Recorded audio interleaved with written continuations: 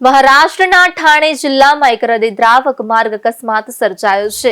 મુરબાડ વિસ્તારમાં cement mixer અને van વચ્ચે થયેલી જોરદાર ટક્કરમાં 11 લોકોએ જીવ ગુમાવ્યા છે, જ્યારે 2 લોકો ગંભીર રીતે ઘાયલ થયા છે.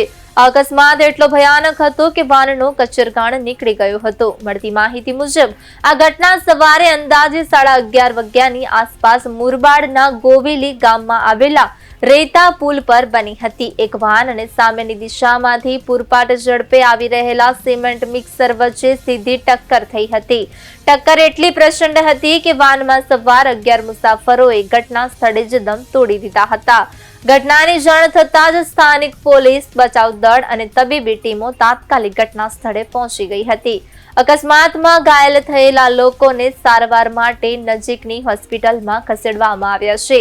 અકસ્માત રેતા પુલ પર થયો હોવાથી ત્યાં વાહનોની લાંબી કતારો લાગી ગઈ હતી.